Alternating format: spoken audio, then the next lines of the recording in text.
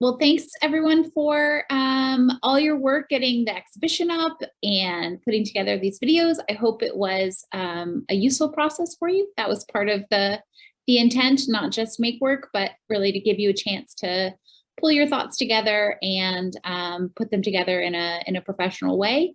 And so I'll put the kind of order that we'll do in the chat. And so the plan is that I will screen each of your videos, and then after each one, we'll have some time for questions and conversation for the artist or graphic designer. We'll start with Kathryn. She's not here, but we'll still give it a watch. Are there questions about the process? I mean, we're a pretty small group, so I think we'll just unmute when we get to the question time, but any concerns before I get started? Okay, all I can see is, a couple of faces shaking no, so I'm just gonna go with that. I'll go ahead and get us started.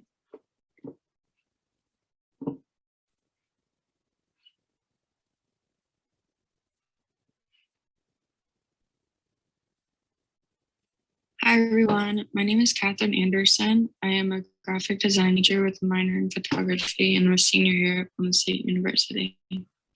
This last year, I focused on creating a brand from scratch. For this brand, I created posters, letterheads, as well as established the brand itself.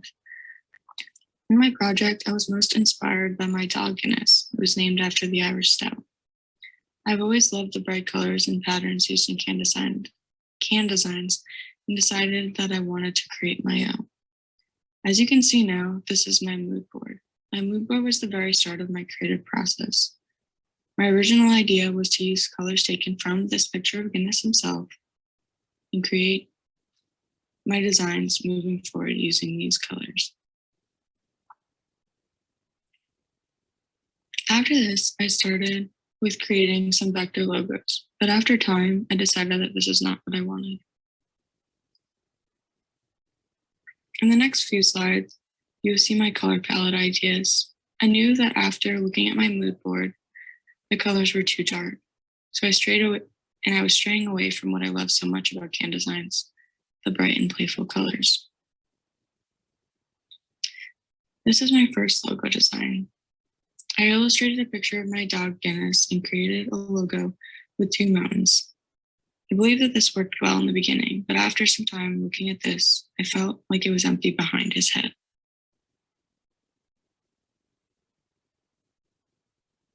Which allowed me to create this, filling in the space behind his head and creating a logo that looked more complete. After finishing my logo, I decided to apply this to a business card. These are some simple business card ideas I had at first.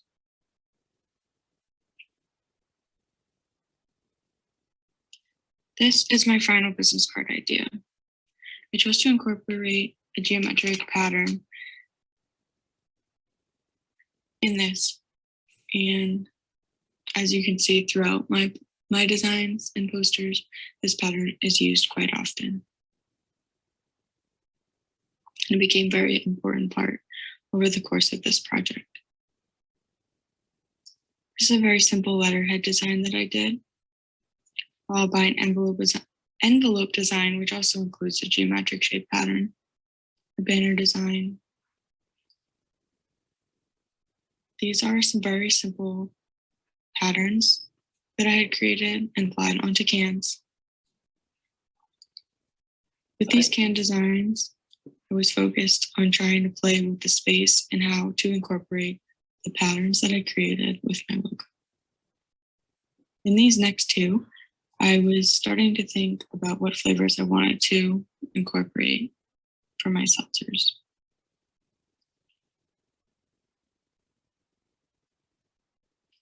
In this particular can design, I realized a lot about the way in which I wanted to continue this process.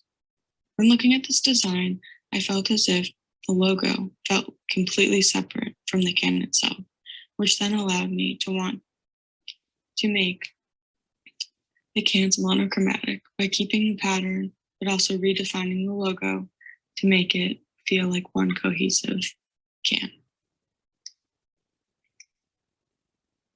After this, I was able to create my very first can, which uses the same logo that I had created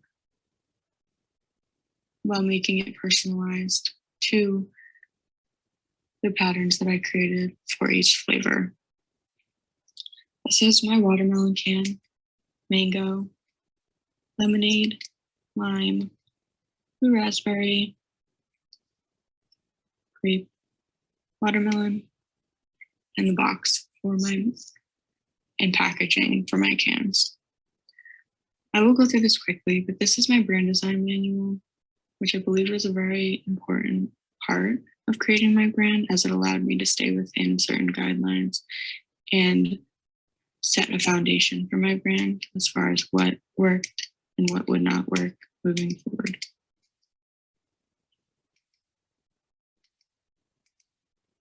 This is my first final poster that I had created as a winter advertisement poster, which is followed by a summer advertisement poster and some more geometric shape posters, taking two flavors and combining them into one poster. This is my final banner idea, as well as a shirt that I created and had printed. And this is my final exhibit, which showcases my design manual right here, my winter poster, my summer poster, my banner idea, and my combination poster ideas with two flavors, as well as stickers and the business card. Okay, well, I think that'll be it for today, but thank you so much for listening. And if you haven't already, please check out the exhibit at Silver Center in the Museum of the White Mountains. Thank you.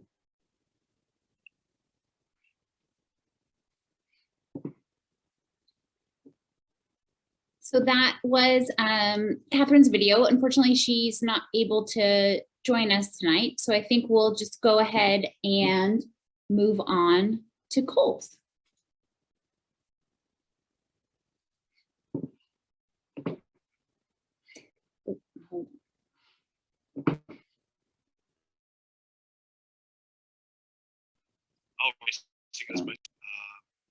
It started faster than I could share my screen.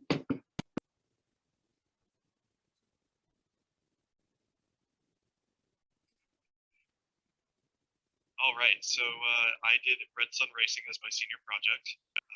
This was just something that I always wanted to do because I'm just a big fan of motorsports and a fan of racing. Megan, So this is my exhibition. it's showing us the desktop, but not the actual video. Yeah, I was gonna say I can't see it. Sorry, guys. Let's try this again. We'll get back to the beginning. The first one. Okay. Now, share screen. Google Chrome. Share. How's that? Looks good. Okay. All right, Take two. So I did Red Sun Racing as my senior project. This was just something that I always wanted to do because I'm just a big fan of motorsports and a fan of racing. So I decided to make a fictional NASCAR team. So this is my exhibition area. So on the left-hand side, those are the posters, the banner, and on the right, you'll see my T-shirt, monitor, and die-cast diorama that I made for that. So everything on the left is pretty self-explanatory. I'll get into that a little bit later. But on the right is my monitor, and on the monitor, a lot of people were wondering how I was able to kind of get those recordings. And basically, what I did was made a almost like a promotional trailer, but this is with actually an old video game, and I was able to import those paint schemes that I made that you see on the left over onto that video game, and then I was able to record from there. On the bottom right, you'll see that die cast that I made. So really, really happy with how that came out because a lot could have gone wrong. But I basically took a die cast, a pre-existing one, started from scratch, just kind of painted over everything, used decals, and then used a primer on top so that the decals would stay down. the diorama as well was pretty tough, but it didn't take too long, and I'm pretty happy with how it came. So I got a lot of questions at the art exhibition about how I was able to actually design these paint schemes. And it looks challenging in this picture, but I can break it down for you. So basically on the right-hand side, there's a bunch of folders with a bunch of layers.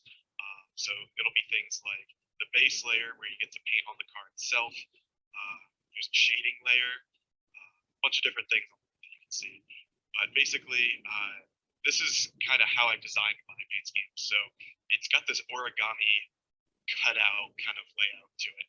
And I would just start from the bottom and work my way up, and then kind of reflect the design on the opposite side so it would look all even, as you see right there. So yeah, it looks pretty complicated. It's not that bad, but yeah, that's how I made all four of my paint schemes, just using this kind of template here, which was pretty universal. I'll show you the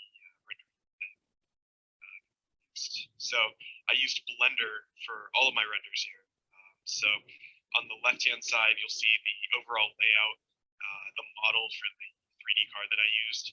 And on the right-hand side, you'll see the paint scheme I was able to import onto that as well. It's a lot of importing things, so it's pretty straightforward. But yeah, it was really awesome. It was really cool to see it because I was able to basically reflect the lighting in the program to make it look like it was in a showcase almost. So that's why like my posters look like they have pretty well lighting for the cars. This is my website I wasn't able to show, but again, I just want to kind of show you what I was able to do with these paint schemes because the renders are actually transparent. So it just shows the car in the shadows, but everything else is just like a regular PNG image. So I was able to put them on my posters, put them on the website, and it kind of made it stand out a little bit more, which I really proud of. So as you can see, all that kind of gray space back there, that's just transparent. And on the right-hand side, those were pictures that I took from the recording that I did. And some people were also asking about the vector art and how I did that. So this is the first one I ever attempted, and that was back in 2019. But I always thought it was really cool to kind of get these, like, not necessarily cartoony, but like these simplistic kind of wallpapers that I saw going around in the community, and I really wanted to kind of add to that. So yeah, that was my first attempt at it. It wasn't great, but it wasn't that bad either. I'm kind of happy with how it came out, and in the next one right here, you can definitely see a little bit of improvement there. So yeah, I just kind of kept using the pen tool. It was tracing over a base image, and that was the final product for that. So I then applied that to my senior project, and I got this. So I was really happy about that. I didn't use this same kind of flag 3x2 design, but I was able to apply that to my poster, which was the vertical one in the middle that you saw at the beginning. So that was basically it. Really happy with how it came out. And yeah, just wanted to show you guys a little bit of my design process, and I'd be happy to answer any questions.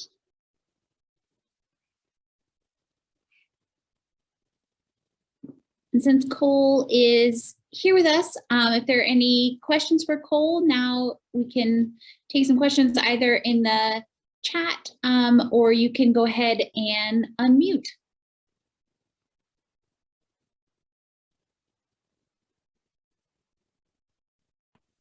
Hey, Cole, thank you for your presentation. It was great to see your final project. I remember you earlier this semester saying that you got to go to, I don't know what you call it, a racing convention, and I'm wondering how what you saw there might have informed your own approach to the project and the way that you mapped the designs onto the cars and your branding and everything. Yeah, thank you.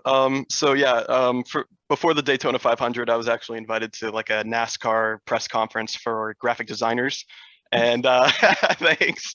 And yeah, no, it was just an incredible experience because I was able to learn so much from, you know, kind of like what these employers were looking for, and it seemed to me that there was a big shift away from like just typical like promotional trailers to like those illustrations that I was showing.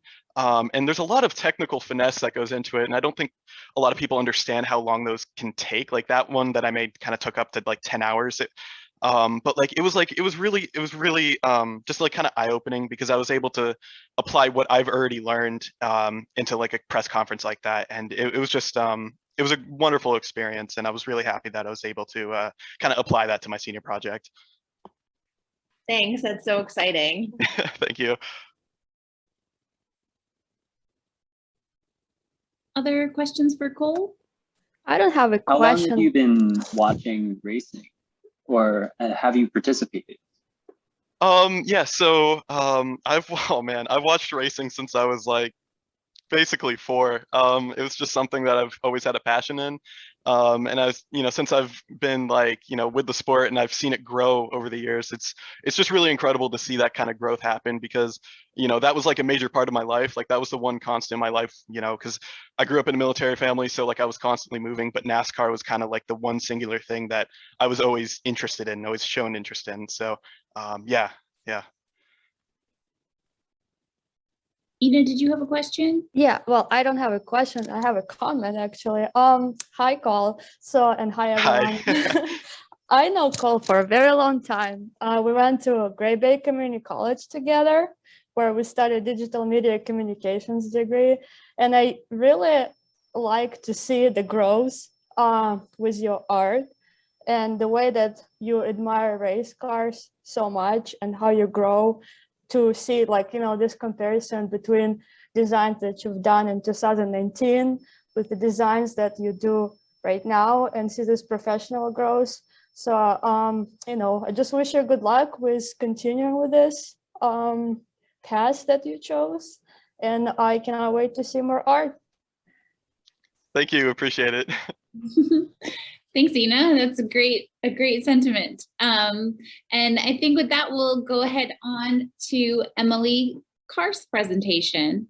Let's see if I can share the right screen on the first try.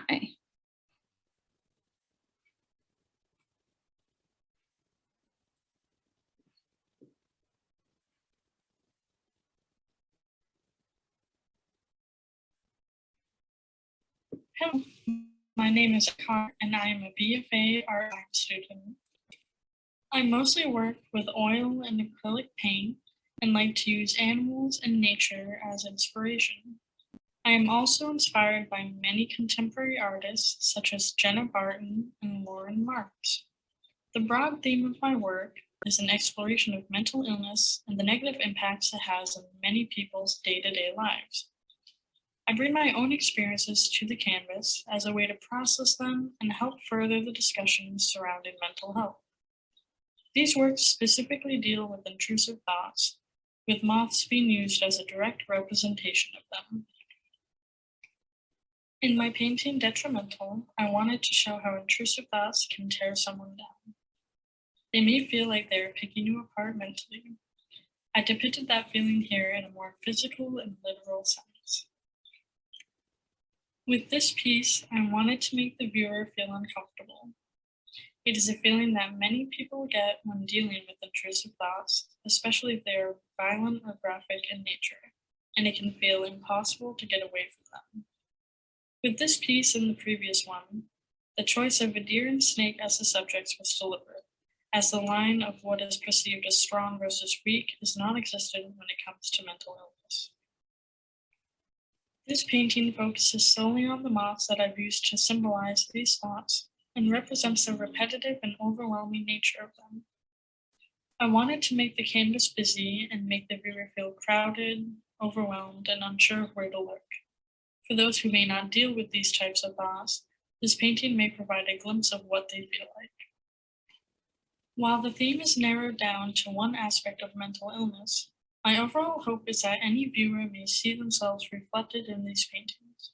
Thank you for watching and viewing my work.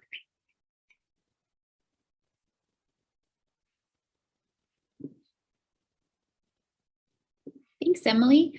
Are there questions or comments for Emily?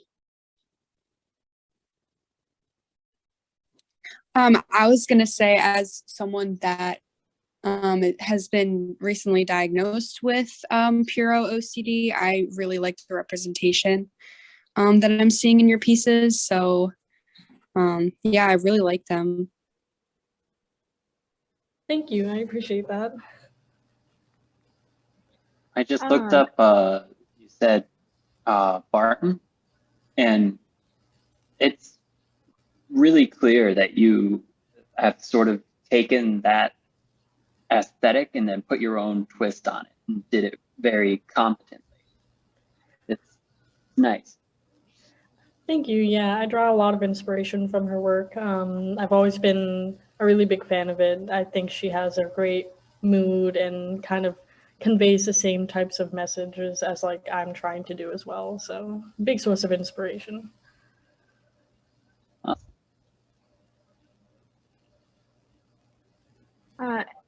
Emily, what was your, how did you come up with your color scheme that you used?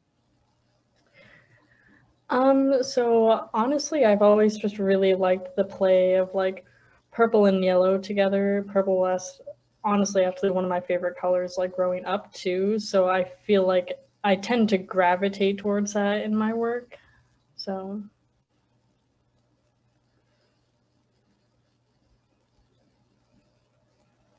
Great. So Emily, I'm just going to put one quick thing in here. You know, Emily came into the game being the BFA studio, kind of at the halfway point. And I was very concerned. I felt like you had to really run to catch up, but you speak really well about the work. The work is it really came together. You've really made some big jumps, and I think your studio colleagues would agree with me on that. Some great work and a great discussion, Emily. Thank you so much. I appreciate that. And I appreciate, you know, your support and everyone's support, like helping me, like, you know, get this all together in the shorter amount of time that I had.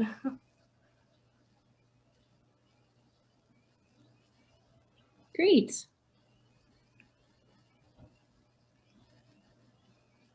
Sarah in the chat is I don't know if we can see it, but ditto, you took big risks and they paid off. So well done.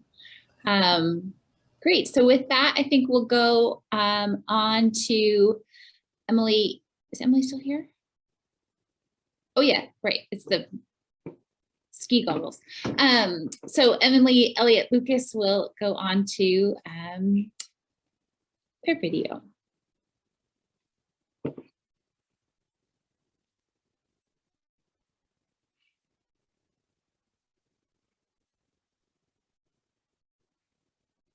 Hi, I'm Emily Lucas, and I did only designs for my company.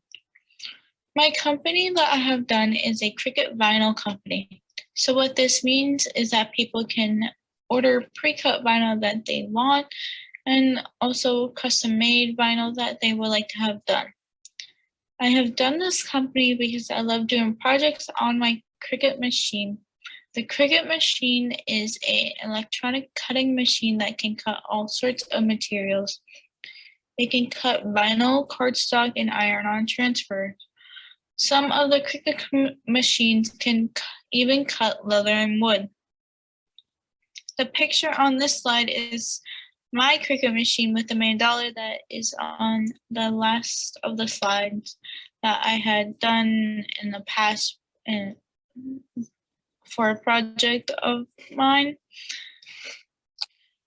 This is the logos I've done. So the first one is the idea of what I wanted to do, and the second one is the final logo.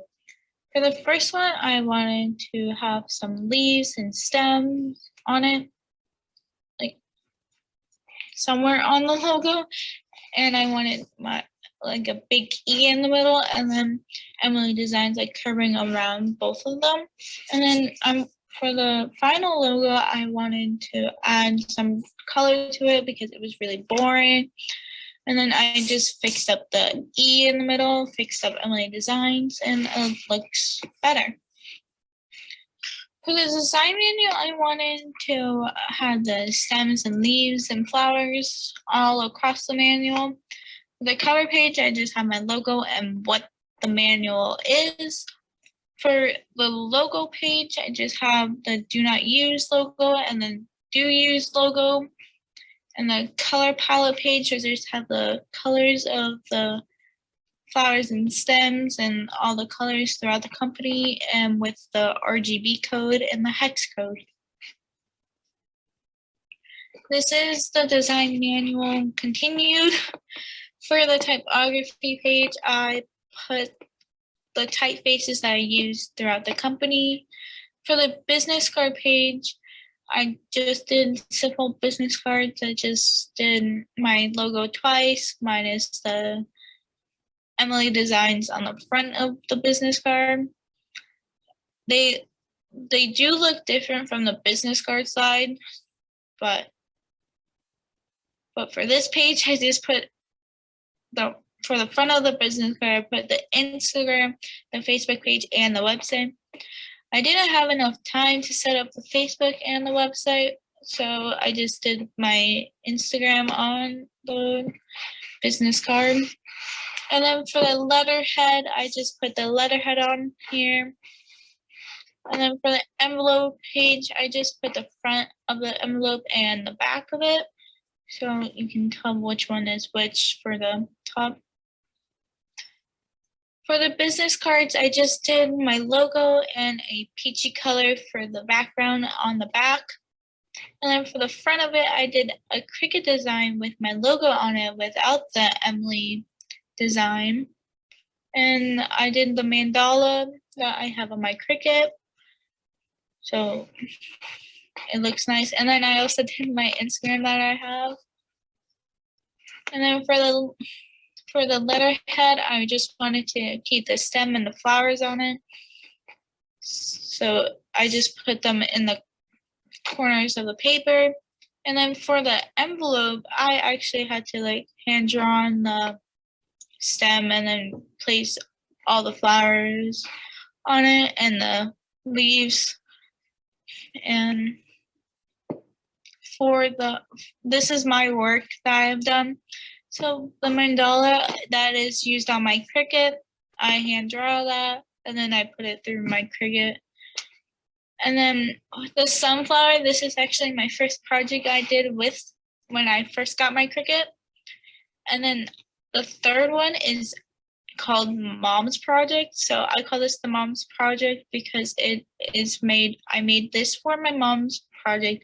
Everything in the shadow box and on the shadow box is done with the Cricut. And that is the end of the slideshow.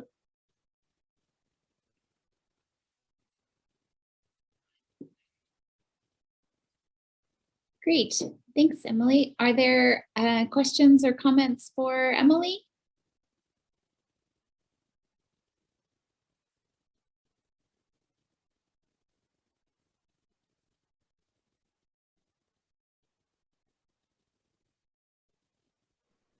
Is this actually going to become a company, like a Etsy shop?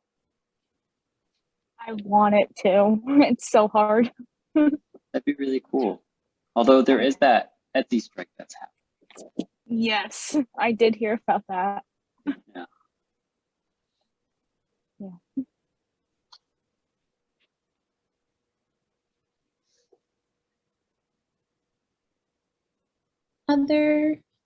Other questions or comments for Emily?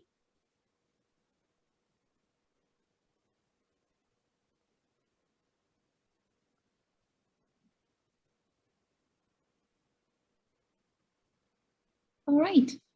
So next we'll have Erin's presentation.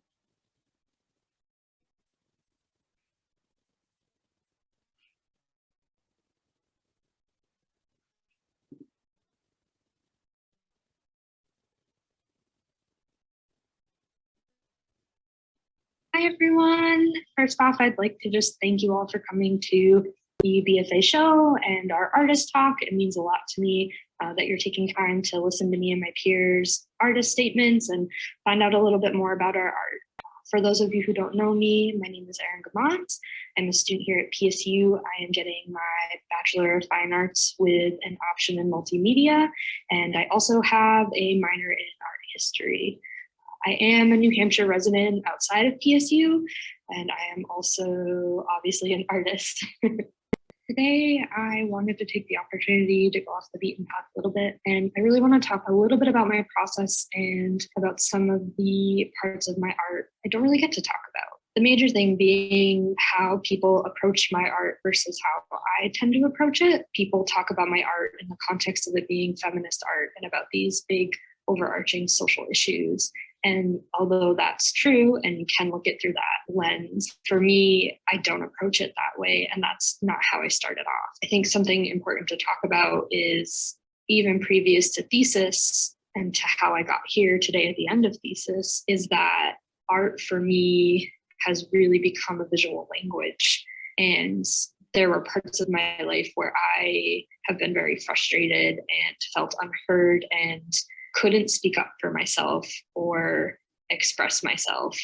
And because art has always been something I felt safe in, this became a way for me to talk about those things. And even, at the beginning, it was still really hard, even in this language I felt safe in. I had pieces that have been censored. I've had pieces that have been denied. I've had people discourage me from making certain visual choices because it was too angry or because it was too real.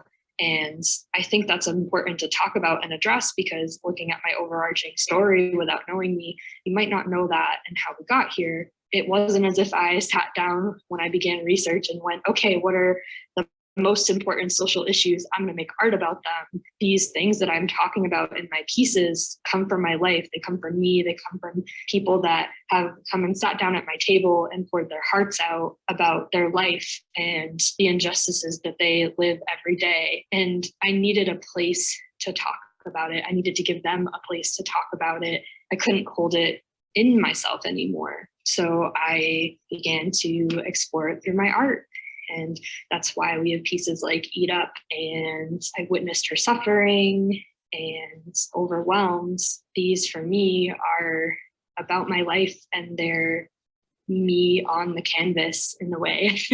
I don't really use canvases, but me through art. And I'm really proud of myself for over time being able to develop a specific visual language that's all my own, and that's me on the canvas. It's been really important to me. To looking at even the beginning of thesis to the end of it, you can really see me struggling with the other opinions and other people's voices and what I thought was expected of me in my art and what I thought was safe to do. And then me breaking away from that and doing the color palettes I wanted to do and breaking a lot of rules of what is craft and what is good and what is high art materials, and instead just exploring what I wanted to explore, but what I thought was important, and standing my ground on it, on, how my art's displayed, where it's displayed, what materials I'm using, and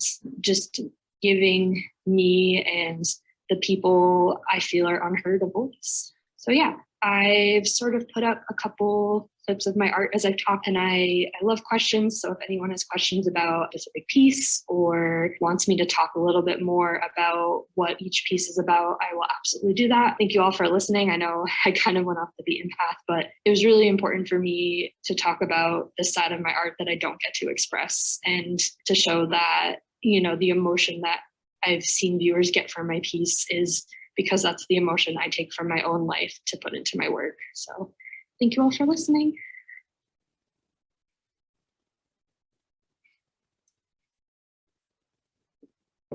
Thanks, Erin. Cole, do you want to start us off? Yeah, I can't, stress this enough. I really appreciate this work because I see a lot of parallels, and I'm sure you've probably heard of the album, but like After Laughter by Paramore, with like the bright colors, but like it contrasts with these very like negative, like serious issues. Like I just see a lot of parallels to that in that art exhibition. And I just think that's like really well done, because I feel like not a lot of people kind of attempt that sort of thing. Thank you. I've never actually had anyone bring up Paramore, but I do love them, so that is, thank you.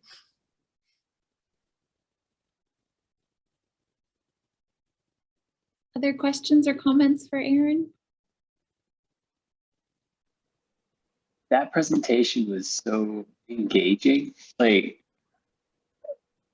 it's just how you presented your work as a reflection was so masterful. And that's not even getting into the work itself. Like, it sort of gives the artist's intent the full exposure that I've like gotten glimpses of it as we did the critiques, but being able to get the full explanation was really cool and really appreciated. And your display really spoke to my family who showed up. They spent a lot of time in that corner. It's just like exploring this created world of like pastel but dark. Thank you. Yeah, I and Sarah and Nick know this a little bit already because they kind of caught me mid-struggle. I really struggled with the artist talk for this. As I said in the video, the things I want to explore, I think I have a hard time verbally expressing. So it took me quite a while to figure out a way to kind of go about the artist talk where I didn't want to just like read my artist statement again, but trying to find a way to talk about the visual language I've been trying to create. So thank you. That means a lot to me, especially to hear that your family found it interesting too. It's always exciting to like get the outside point of view. Yeah, like we're all so close to this work for so long. Like I've been staring at my project for a year and you have too. And so you lose perspective on whatever you're doing.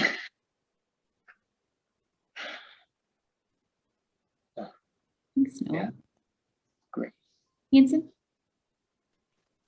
Yeah, I just wanted to say that I love your work, Erin, and I think that your messages and your intended ideas that you communicate through your work, it's very current and it's only becoming more current, and it's something that I think people need to learn about, and something in our society that's finally being addressed is the fact that it isn't really something that people get to learn about. And I think through creations like your art is the best way for people to learn about it.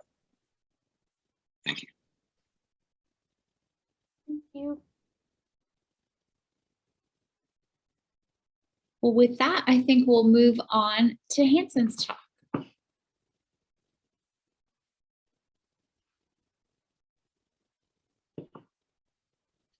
Wait, can I preface this video real quick?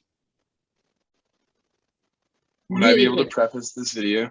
Okay, so 10 seconds. Just to let you guys know, I've been in Colorado coaching, so I decided that for my video, I was just gonna do a like true to myself, sit down, like interview style, but it ended up taking like 20 takes. Either way, this is what I ended up with, and I can show images of my works and a video of the exhibit afterwards so that people can get a sense if they haven't already seen it. Thanks, Hansen. Thank you.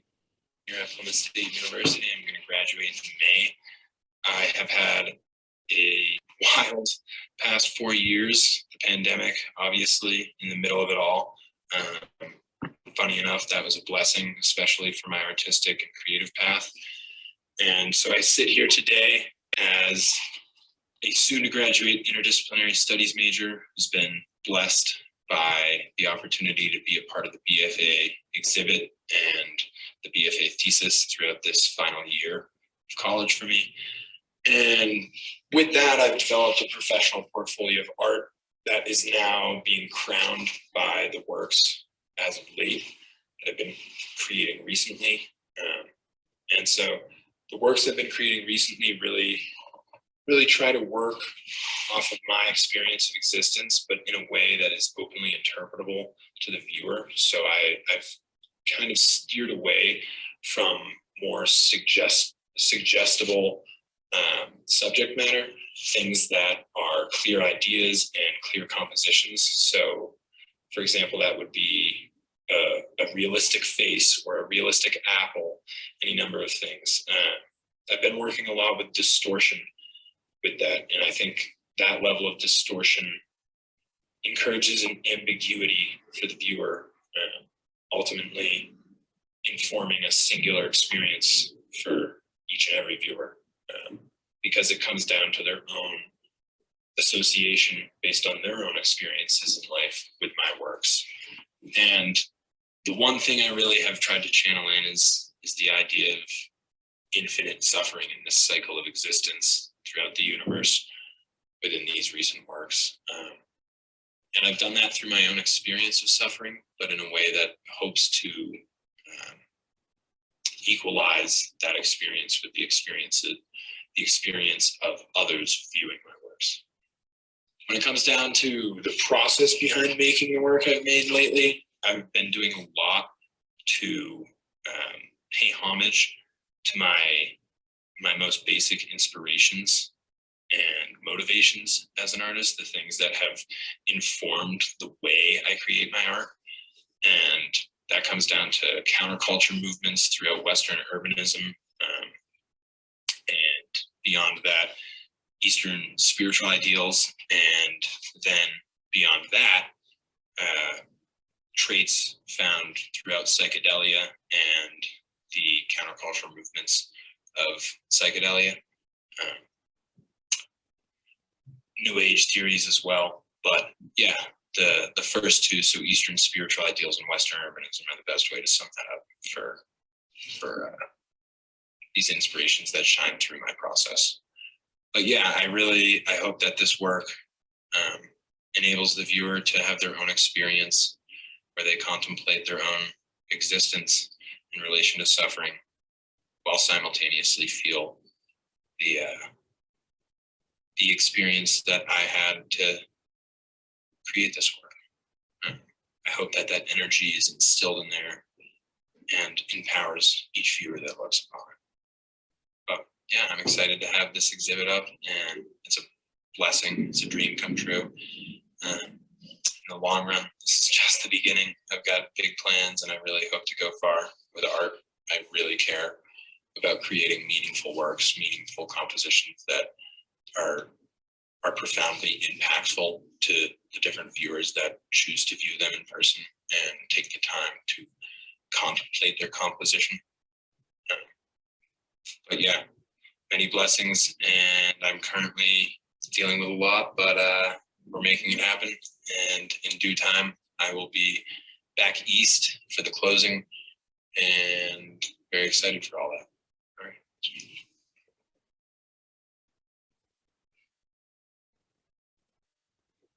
Thanks, Hansen. Are there questions or comments for Hansen? I had a comment, not a question. I'm making comments all day. Hi, hi Hansen. So I just wanted to tell you thank you for actually approaching this project as something that has, like, you know, you didn't approach it as the homework project or just like a regular project we would do. I really like that you thought about this and you went into like a very, you know, you thought about this in depth, and you are trying to find some answers, trying to find, you know, this like ways how to express your art and your personality. So I really found this very interesting, because this is something that, you know, like I also tend to do when I design. I'm trying to kind of connect my homework project with something that, you know, maybe one day make a difference, I don't know, in the world. But anyway, so I really appreciate the fact that you know, took an extra step and actually, you know, thought about it like from different perspective, I would say. Just trying to find this vocabulary. Thank you. I appreciate it. Thank you very much. That was really nice feedback.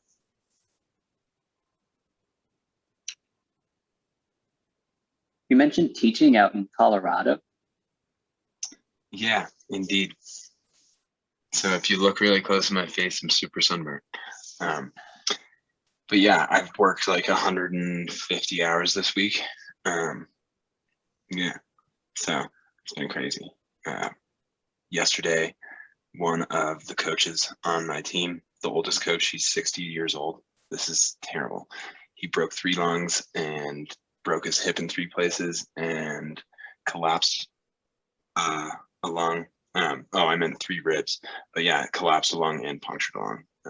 But somehow he's alive and we're good. So thank God. Yeah, craziness. Definitely craziness.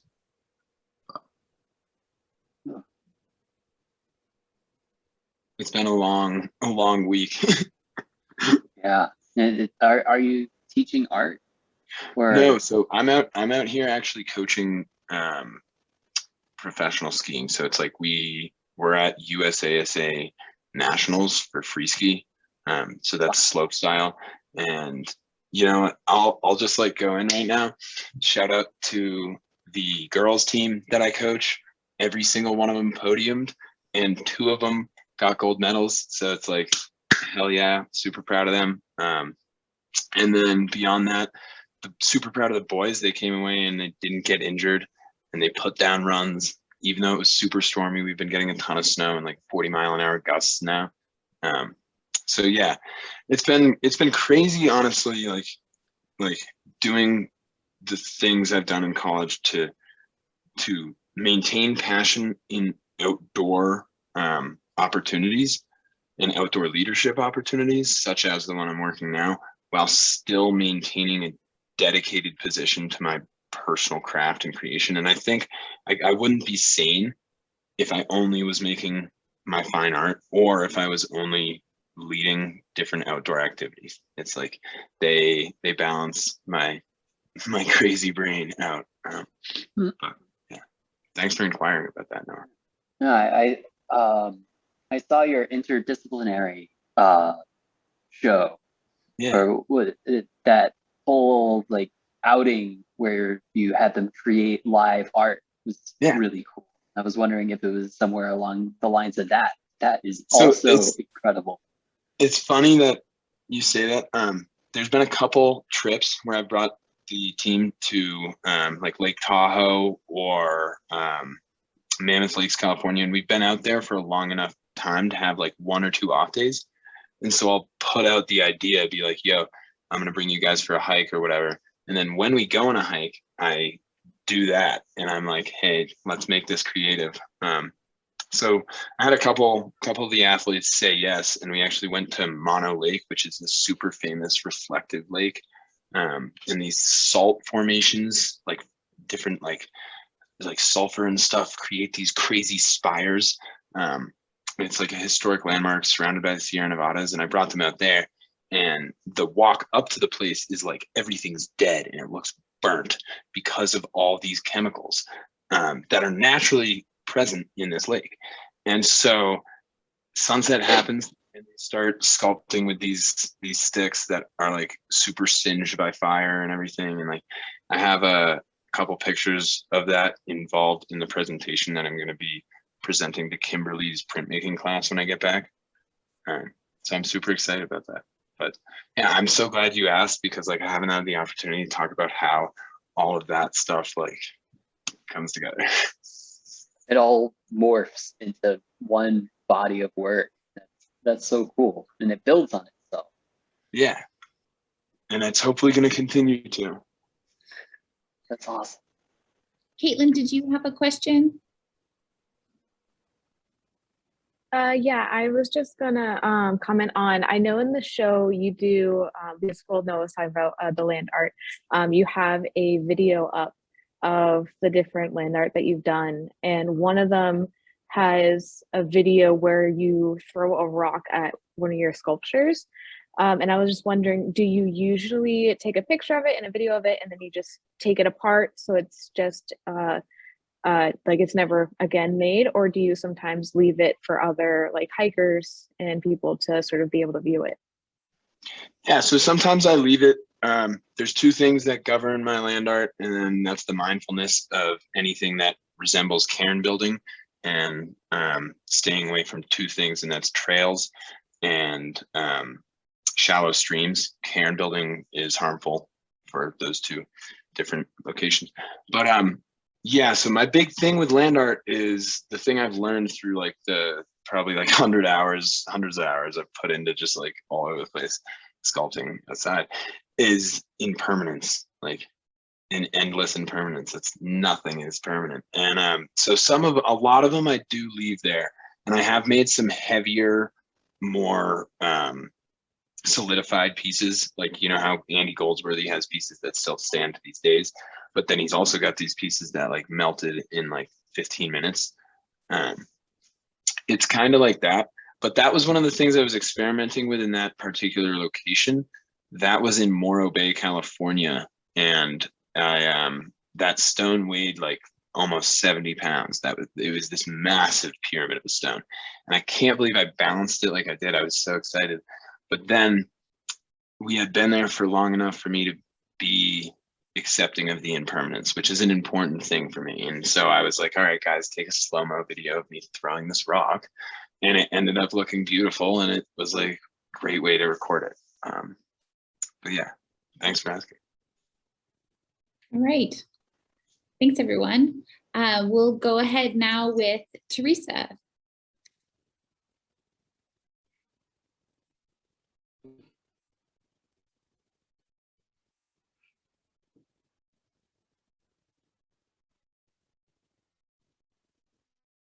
Hi everyone, Teresa, and for my project, I designed a tea company called Earthly.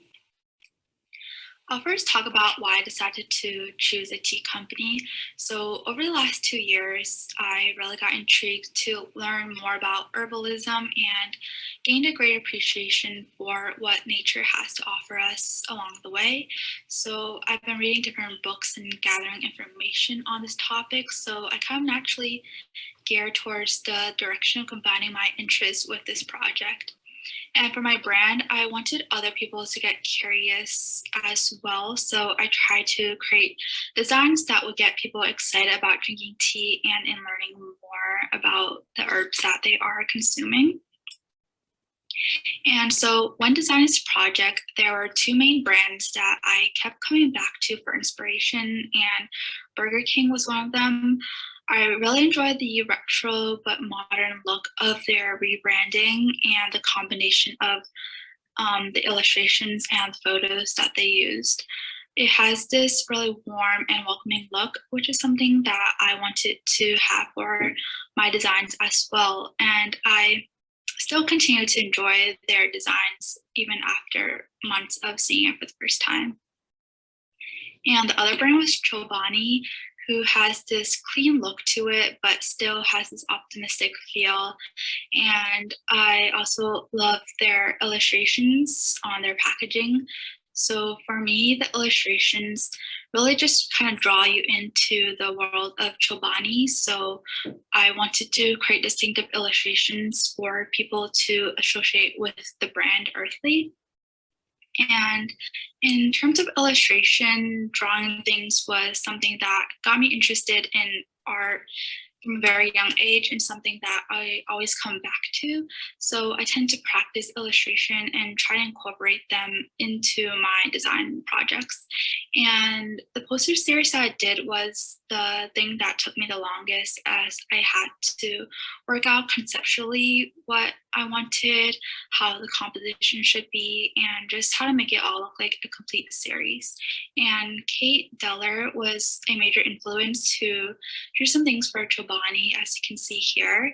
And it just brought so much life to the products, and there's this like lushness and richness to it, which is the type of feelings that I wanted to capture in my work.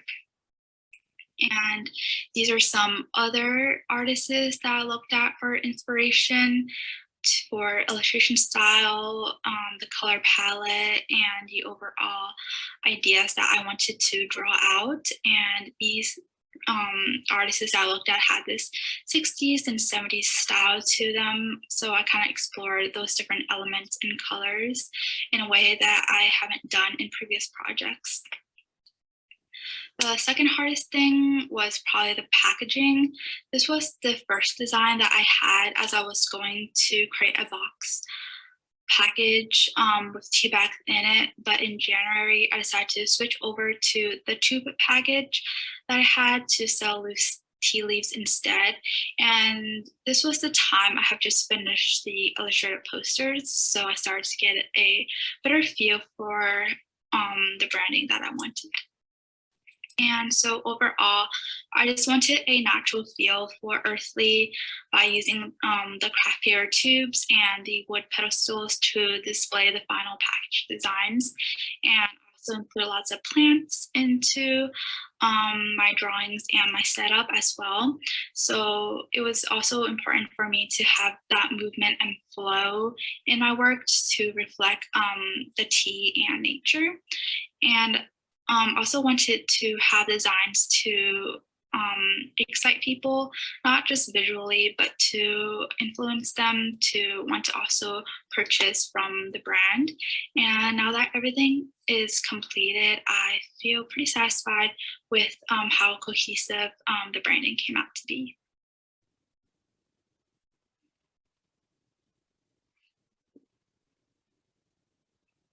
Are there questions or comments for Theresa? Hansen? I just wanted to say that I love the way you laid that out. I think it was really easy to digest, but in a way that makes it clear why you've chosen to go the route you have. And yeah, I feel like in the future, I definitely see you designing some really worthwhile products. And the coolest thing is I see you doing that in a way where you're working with companies that are positively motivated. And that's something that's like, that's a little trend I notice in your stuff. It's like, yeah. So I think that's super important. And that's something I focus on is like sustainability, upcycling, all that, like ideas that are gonna be healthy and positive. Yeah, so sweet. Thank you. Thank you. That's exactly like the type of like brand and company I want to work with in the future. So yeah. Theresa, I think you might win the award for making me spin around and go, what did she just say? Because when you cited, you're looking at Burger King. Mm-hmm. I come from an 80s, 90s Burger King where the color schemes were all about come in, eat your food and get out. And when you showed what you were referencing, which I've got to say, I really appreciate the research that you've done on the designers that you incorporated and that you looked at. It really made me interested to know where your inspirations have come from. So that was great. Nice, very nicely done. Thank you.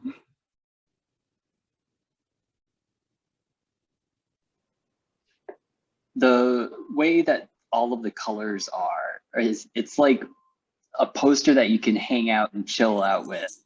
It's nice and it's inviting. It's like something that you'd see on the wall of a coffee shop, not something that hits you in the face. And it feels good to look at, especially the really illustrative ones. Thank you. But that extends to all of them just because of the color palette that you chose. It's all good. Thank you. I got into like color theory and like studying color more last year. So I took like a painting class, and that really helped me to understand like how colors work and how like you blend colors together to make it look good.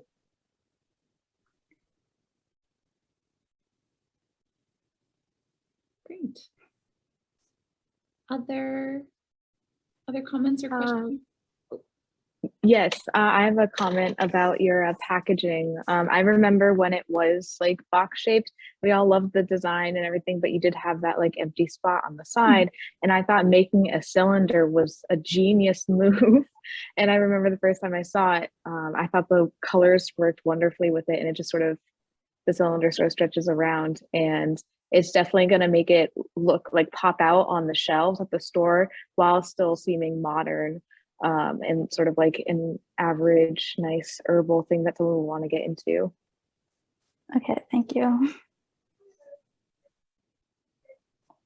I also love, as a historian, how you're looking back at artists who are looking back at a specific moment of the 60s and 70s, and that was a big moment for saving the earth and for happiness and all of the values that everybody's expressing. So it's so appropriate that your style matches the message that you're going for, and that you're looking to a historical period because it inspires you, but also because the cultural values of that time can be revived through your product and through this time. So I thought that was really smart. Yeah, that was one of the reasons why I chose that. And it's also like a super big trend right now in the design to have that kind of style. Great. Well, Julie isn't here, but we'll go ahead and screen her video. So we'll do that next.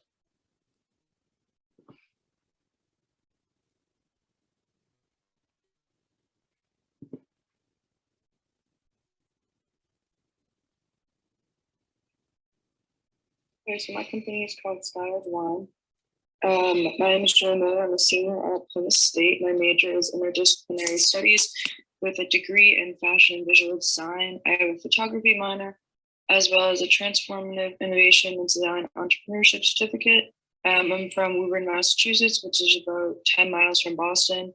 I'm planning to go into photography after I graduate. For this exhibit, I chose to do a company called Untitled Wine. While you look through my company, I hope you enjoy the tie between fashion and wine. I'm hoping to bring you through all the fashion capitals and how these two industries connect with my graphics. And then this is the business card I had at an exhibition. Untitled Wine is a company founded by myself. The company was inspired by my love for fashion and a good glass of wine. While studying abroad in Florence, I realized that the two are closely connected. Many will go out for a glass of wine while flipping through fashion magazines, reading books, or visiting museums. The company is based on the distinct 5 bottles representing the most fashionable cities in the world, many of which are fashion capitals. These 5 cities consist of New York, Paris, London, Milan, and Tokyo. On our website, you are able to choose what kind of wine you are most interested in, and you'll learn about the style of in each particular city. In each city, we have a wine bar in which we serve and sell our wine. At the bar, you are able to experience each type of wine in a tasting. We run these tastings once a month, which are featured on the posters that can be won at the tastings. We also have fashion trivia nights where you can test your knowledge about the fashion industry. The goal of Untitled Wine is to create a wine that helps celebrate the fashion industry with each sip. It is a wine that everyone can enjoy and learn more about the styles from across the world. We want our customers to experience a place where they can bring their own ideas to life and meet others who are interested in the same field. The target audience consists of these people. The wine is grown in the beautiful vineyards of Tuscany, which is how our first bar in Milan, as well as 5 styles of wine, were created. Have you ever been interested in fashion and wine? I invite you to come into our wine bar and experience the future of fashion. We are also available in many liquor stores, our wine bars, and retailers throughout the world, so you're able to appreciate styled wine wherever you go. Whether you love a good glass of wine or styles from across the world, we're inviting you to experience the best of both worlds at Untitled Wine. And then this is the logo that I have set up for the company. And these are the 5 bottles of wine. The first one's Tokyo, second one's London, the third one's New York, the fourth one is Milan, and the 5th one is Paris. And then you can see specific landmarks that are in each of the silhouettes on the bottles. And then the pictures of each place are also done with an oil paint. These are the 3 posters that were set up in the exhibition. They're supposed to be for the wine tastings and runways. So we plan to have tastings at many of the runway shows. So these would be the posters that would be set up. So originally the idea was kind of founded on me going to Tuscany and Florence studying abroad. These are pictures that I took at a winery in Florence, or northern Italy. This is what it would be inspired by and what a winery would look like for styled wine. The left is where they kept the wine and the right is the bottles that they had. So the right is a picture of what a styled wine bar would look like. in each of the 5 cities. They would all look the same, but would have different kinds of bottles in each one. And then the left is a picture I took in Florence of wine. That would be the hope that we would have like maybe a rooftop bar for style one, and you'd be able to enjoy wine outside and look over the landmarks that are in the bottles. So this is the styled wine website that I created. You would be able to, as I said before, click on each bottle and you'd learn about where the wine comes from, what kind of styles that you would see in those major cities, and anything about fashion and wine in each city. So again, Tokyo, London, New York, Milan, and Paris. This is the styled wine brand guideline. So just showing the evolution of the company and how I created the logos, the posters, the text, the font, basically everything that went into the brand. And then this is the exhibition that I set up. This was like the main part for me of the company. So you see the 3 posters, myself, the 4 pictures that I took. And then on the right is like the artist statement and my my cards. And then in the middle is my favorite part. I actually got bottles and printed out what they would look like. So the silhouettes on the bottles. And I had my website and my brand guidelines there with the 2 kinds of wine in the bottles. If it was actually a company, I would probably do more kinds of wine. This is what we started with. And yeah, this would be the setup if like I was able to bring the company to like exhibition shows and stuff like that.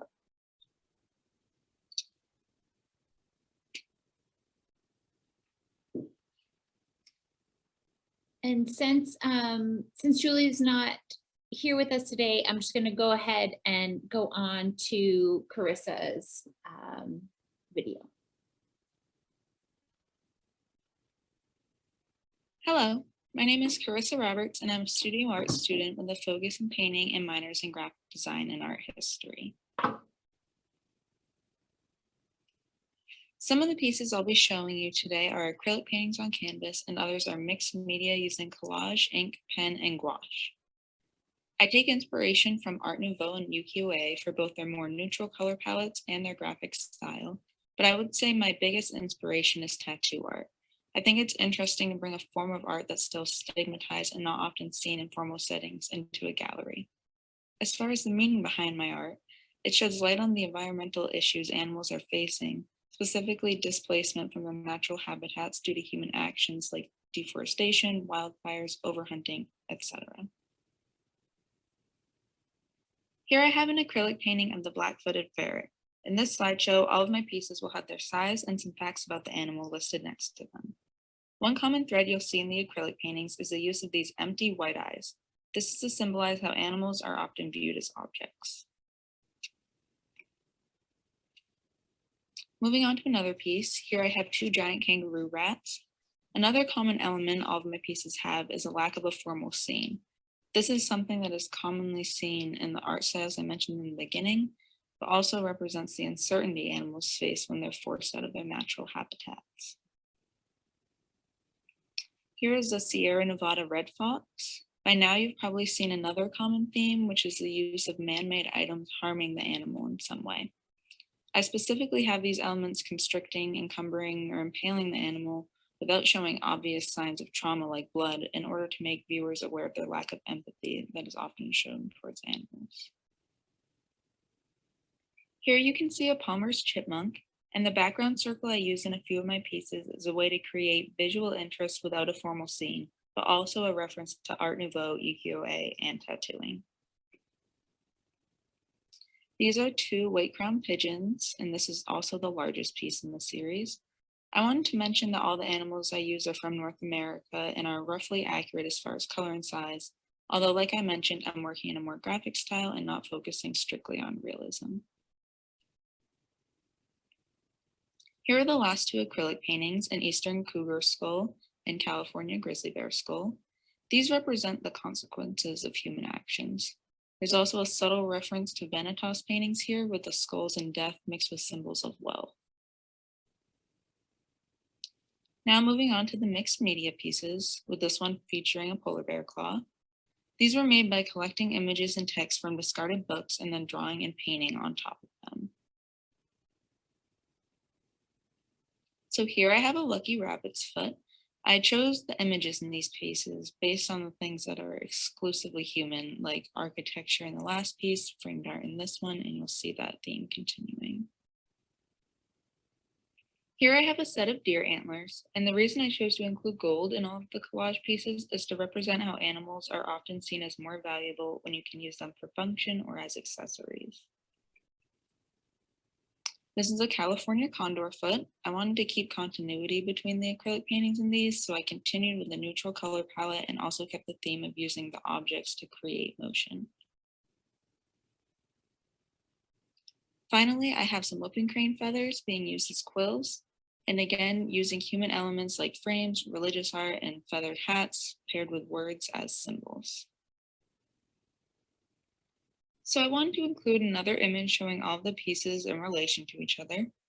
I chose to hang them in a gallery wall style because it's often seen in tattoo shops, but also in people's homes, which is another way to create the connection between us and animals suffering.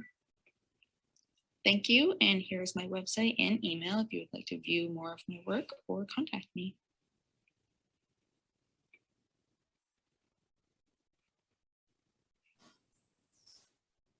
Thanks, Karissa. Are there questions or comments for Karissa? I really liked how you put in like different facts about your whole work in general and how each piece compared to each other for like every separate painting.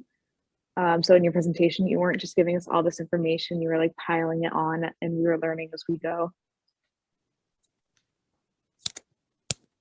Hear me okay? Yeah. Okay, I wasn't sure with my headphones in. Yeah, I didn't want to like list off all the facts about every animal, like especially because part of my work is getting people to know more about animals and talk more about them. Meanwhile, my cat's meowing in the background. So I thought it would be nice to not fully explain every single animal. That way people can kind of research it on their own and learn more on their own.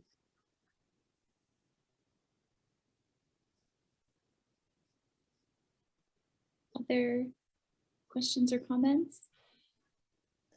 You know, I'd say actually for both Karissa and Erin, actually several of you, these videos are great. I mean, they're really something that you should consider posting on your websites, you know, just as an opening so that people can get an idea of what you're doing. And of course, Karissa, you know, I don't know, I see a business moniker for you. You just have an excellent presentation personality. So fantastic. Well done. Thank you.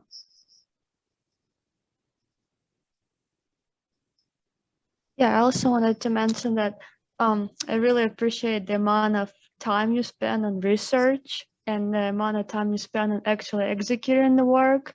You know, you could definitely feel all this preparation by looking at your art. So yeah, good job. Thank you. Thank you. All right, well, thank you, everyone.